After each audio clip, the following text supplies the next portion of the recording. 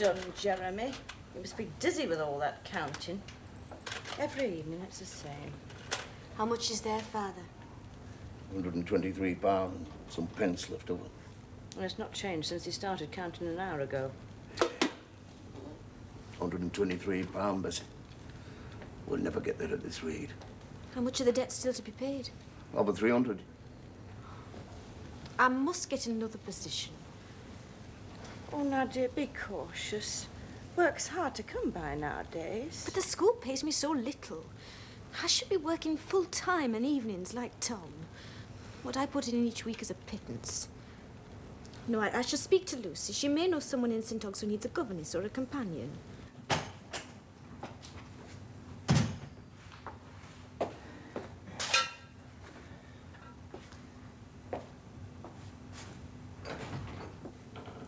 Tom, dear. Whatever is the time? What's up, boy? Nothing. There was so little for me to do, I just left early, that's all. Has Uncle Dean given you notice to quit? The truth now? No, Mother, he's done nothing of the sort. On the contrary, he's been talking about giving me promotion. Oh, quite right, too, his own nephew. I'll fetch tea.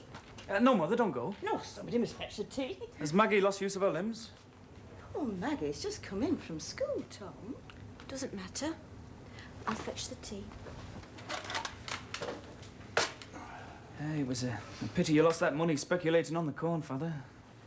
Aye, it was a sore job. I'll not stay above ground long enough to see things right, Tom. Yes, you shall, Father. You shall live to see your debts paid. And what's more, you shall pay them with your own hand. A good while ago, Uncle Glegg lent me some money to do some trading with a ship owner from Latham. I've been successful, Father. I now have £320 in the bank and the prospect of more. All our debts can be paid. Oh, my boy, I knew you'd make everything good again. Father, are you all right? Oh, Father, don't. Mother, is there any brandy? There's the bottle Sister Dean brought at Christmas. Father? Uncle Dean has appointed a meeting of the creditors in the Golden Lion on the 31st.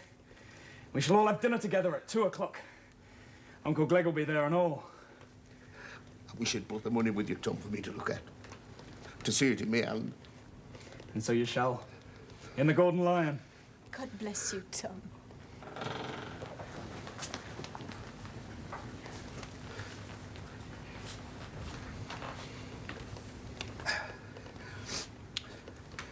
You'll make a speech, Tom, with the Golden Lion. A good speech. No, Father. You shall. Ah, you're right. I shall. And Wakeham shall hear of it. Well, he must already know something. Uncle Dean advertised the creditors' meeting in the Messenger this morning. The lad's made amends to you, Bessie. Now you'll have some comfort back in the house. Shake hands with me, lad. It's a great thing for a man to have a good son he can be proud of. It'd be fine if Wakeham had a son like ours, Bessie. A tall, straight, honest fellow, instead of that poor, crooked creature. There's nothing to hinder you now, Tom. You can prosper in the world, my lad. I hope so, Father. And one day, perhaps, we'll own the mill again. Aye. And one day, maybe you'll see Lawyer Wakeham and his pew and his son a rung or two below you on the ladder. And what time's Mr. Guest to arrive? At any moment. Maggie, you do like him, don't you? He's very clever. If I disapprove of him, will you give him up? Give him up? Oh, you're mocking me again.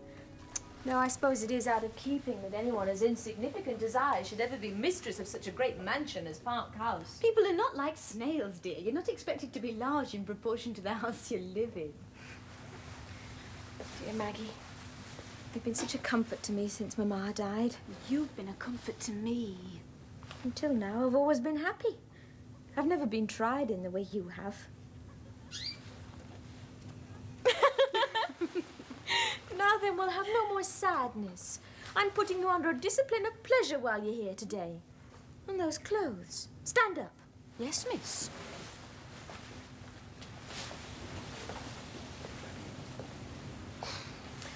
I wonder if Marie Antoinette looked as good when her gown was donned at the elbow. Oh, can you see it?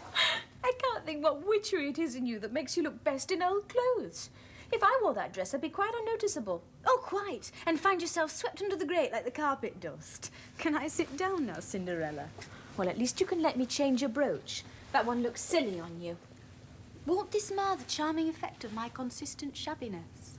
The question is, does your little brooch suit me? If Mr. Guest should see you with that trinket on, he'd be obliged to leave the room again. Or have a fit of vapours. I think I shall wear something else, Maggie, dear. I shan't be a moment.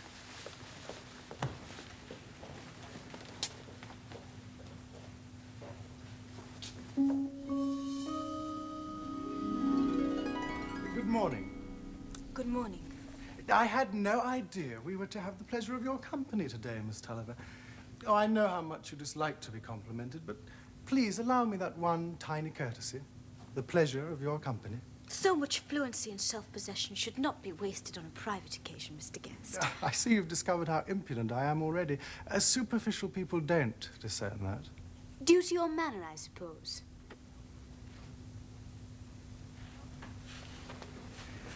Shall we go for a row on the river, Miss Tulliver? Would you like that? Surely it's for Lucy to decide what we shall do. Oh, of course. Well, I did not mean that we should go for a row alone.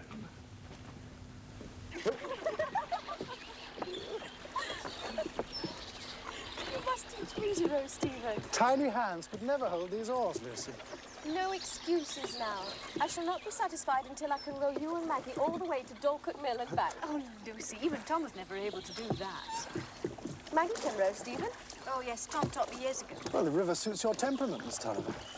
Whatever can you mean? Oh, it's all part of Miss Tulliver's general uncanniness, I suppose. An ever-changing quality of witchcraft and water. Then you should liken the river to all of human nature, Mr. Guest. We all change. Certainly. Well, the Floss is as full of unbridled passions as any person.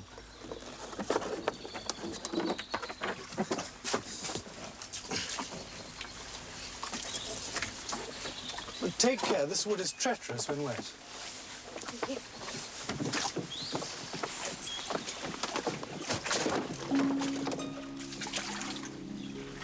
Thank you.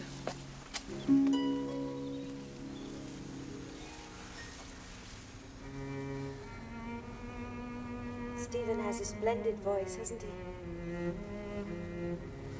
Maggie? Certain strains of music do affect me so. I can never hear them without changing my whole attitude of mind for a time. I wish I could always have plenty of music in my life. You really did enjoy yourself tonight. Yes. Tell me truly what you think of Stephen. Good and bad. I think he should tremble more. Tremble? I think you should humiliate him a little. A lover should never be so self-confident. You think he's conceited? Yes. But you don't dislike him. How could I dislike anyone who promised to make you happy? When you next come, Stephen has promised to bring Philip Wakem with him. He has such a nice voice. Oh, but Lucy, I couldn't see him. Why ever not? Not without Tom's leave. I promised him I wouldn't see Philip without first asking permission. I had no idea Tom was such a tyrant. I shall speak to him about it. Oh, no, please don't. But I never heard of anything so strange and unreasonable. I can understand Tom's being bitter about Mr. Wakem, but what is he against poor Philip? Philip is in love with me. Maggie! How lovely! Oh, I'm terribly fond of Philip. Stephen and I have been to visit him once or twice lately, and he's looked so sad. I thought he was morbid about his deformity, and now I realise he was pining for you.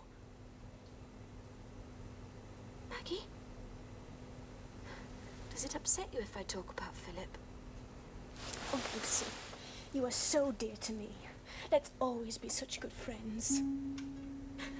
What a strange creature you are. Of course we should always be friends. I hope so.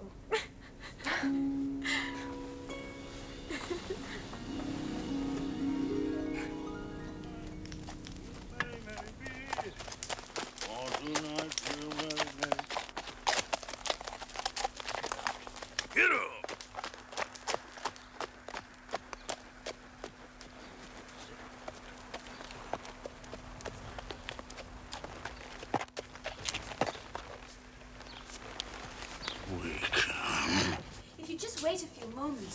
Mr. Wakeham. Father should be home soon from the meeting at the Golden Lion. It's of no consequence. I shall see him tomorrow. I imagine you have a very strange mixture of feelings towards me, Miss Tulliver. To be honest, yes. Then under the circumstances, it was good of you to ask me, and you've been most amiable. Would you be so kind as to wish your mother good evening? Certainly. Oh, Father, Mr. Wakeham... Leave us! Oh, Mr. Wakeham is... Leave us! That was unnecessary, Tulliver. Your daughter has been most polite and courteous. What are you doing in my house? Well, I came to talk over farm matters, but I see you're in no mood for discussion. Will you please let me pass? Say your piece. You're a fool, Tulliver. Let me pass. Say your piece, Wakeham. Very well. Why didn't you remove the stones from the far close before ploughing? I told you plain enough what would happen if you didn't.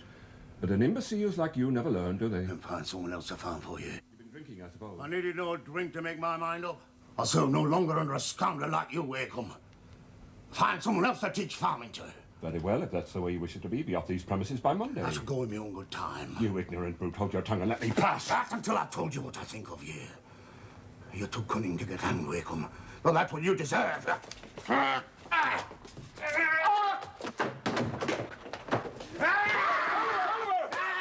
Segment, stop! Come on, Floss! Father, Let me at him! stop!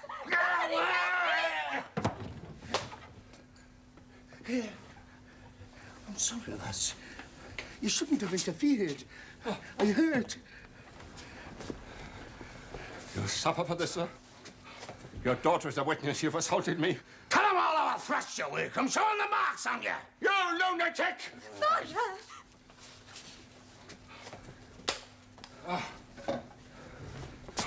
Help me to my horse, Miss Tulliver. I think my arm is broken. But are you sure you can ride in such a state? One of the men can ride with me.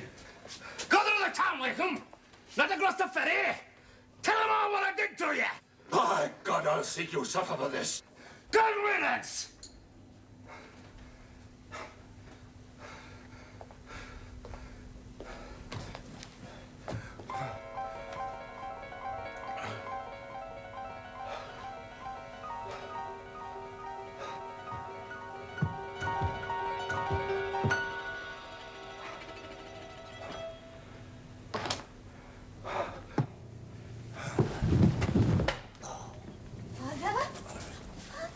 You all right?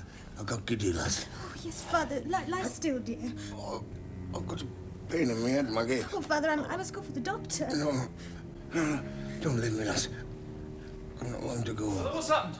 Past Lawyer Wakeham. Oh, Tom, thank God. Father! Father, it's Tom. What's happened? Did Wakeham do this? No, Father attacked Mr. Wakeham and whipped him terribly. I tried to stop him. Is that the boy? Yes, Father, it's Tom. Shake hands with me, Tom. Before I go. I'll ride for the doctor, Father. First I must get you upstairs to bed. No. I shall not get up again, Tom. This is the end. Tom, Yes, Father? you must look after your mother and I here. Be good to her. And make sure it's a brick grave for me. So your mother and me can lie together. You don't fret, Wayne. Give us a kiss, eh?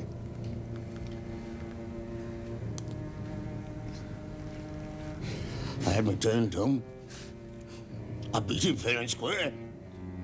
Now, you must get the mill back from me Monday. I'll try, Father. Father, you forgive Mr. Wakeham now, don't you? You've beaten him, and now you forgive him. I don't forgive him. Never. Perhaps God forgives him. If God forgives rascals, he won't be hard on me. Eh?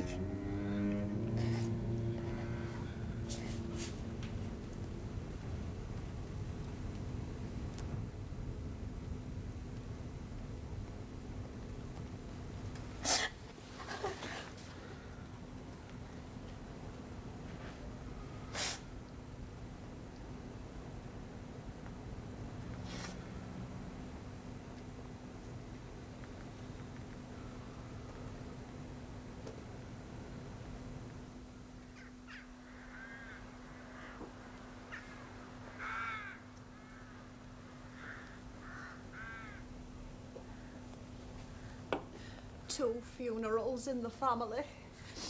It's more than body and soul can bear.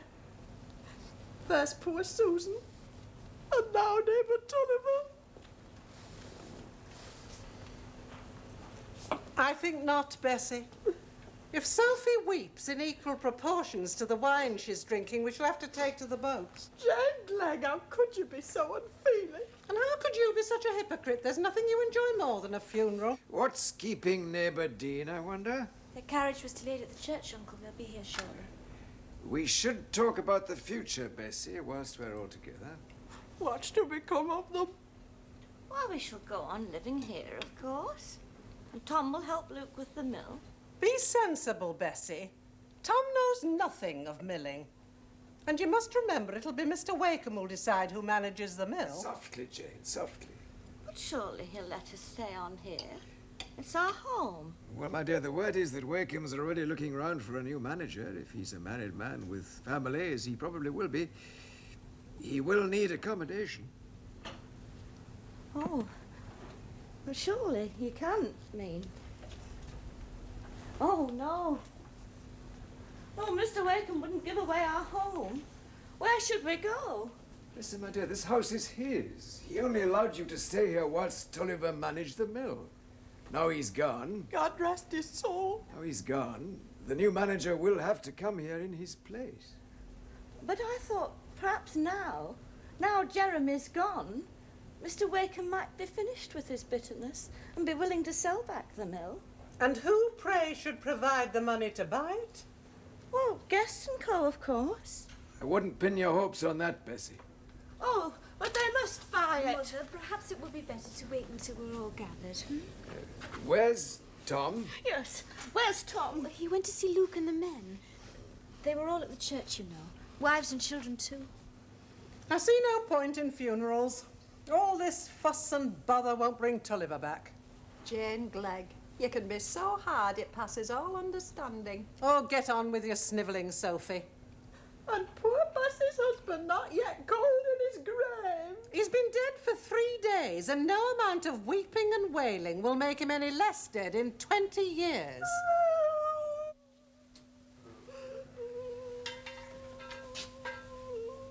Lucy, dearest, one moment. What would you say if I asked your Aunt Tulliver to come and live with us? She could manage our house very well, I think. Much better than a stranger would. And it'd give you more time to be with young Stephen. I think it's a splendid idea, Papa. Well, Aunt Bessie would be terribly lonely on her own. And Maggie might come with her, if she wished, as company for you. But someone must look after poor Tom. Tom is quite able to look after himself.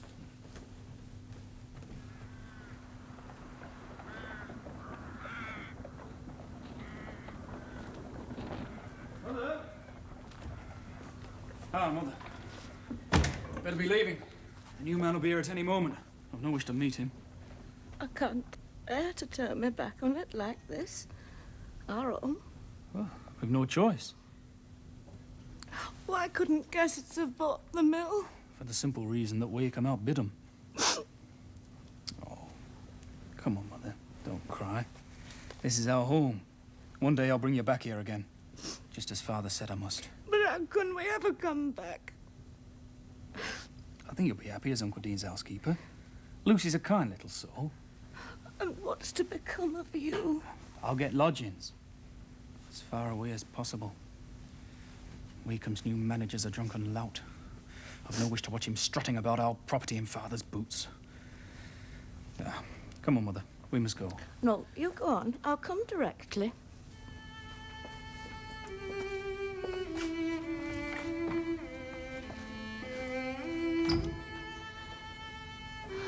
Oh, Jeremy. What's to become of us?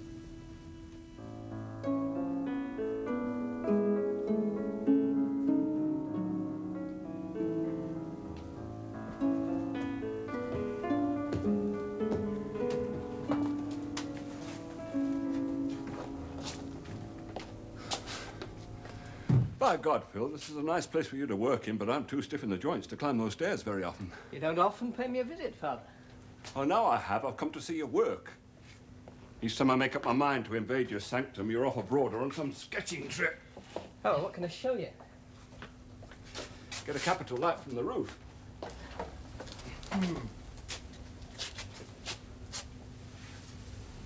These are excellent, Phil. Really excellent. You must have enough here for a showing. I suppose so, yes. Take this one. It's as good as any London artist. What are you working on now?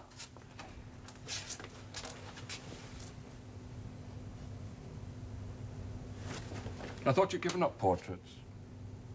Those are all portraits of Miss Tulliver at different ages since I met her at school in King's Law.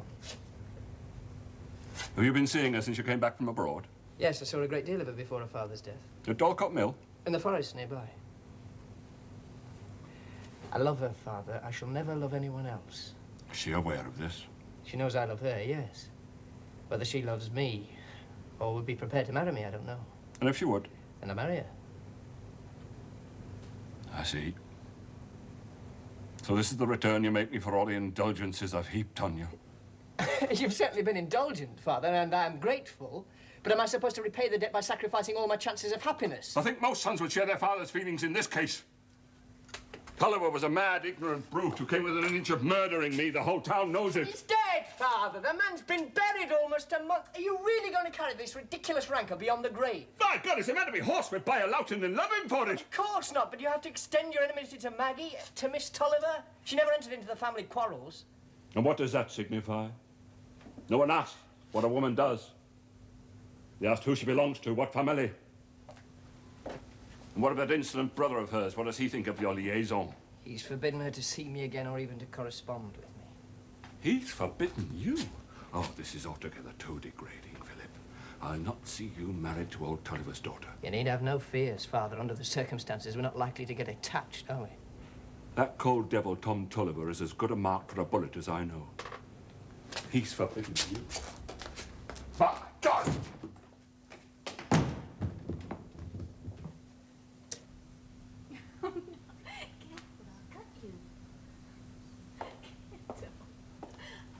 Mr. Guest. Good morning, Miss Tulliver. No, please don't rise. Your mother tells me that Lucy is out. Is that so? But surely you remember she always has a music lesson on Tuesday. Oh, of course. I'd quite forgotten. How stupid. Well, very vexing. No matter. Perhaps I could keep you company until she returns. As you wish. Ah, I see you're not addicted to the fashionable vice of fancy work. I can do nothing more difficult or more elegant than shirt making. Your plain sewing is so exquisite it becomes fancy work. Thank you. Lucy tells me I'm not the sort of man that you admire. She says you find me conceited. Would it be very uncivil of me to say that I do? She also says that your sewing is quite a mystery to her, that you were very different once and hated sewing of any description. It's a mystery quite easily explained. Sewing shirts was the only way I could earn some extra money. Oh, I like that sort of defiance, Miss Tulliver, that pride of poverty that won't be ashamed of itself. Please, don't go. You're unlike any other woman I've ever met before. If you'll forgive me, Mr. Guest. Maggie! Please let go of my arm. You know, don't you?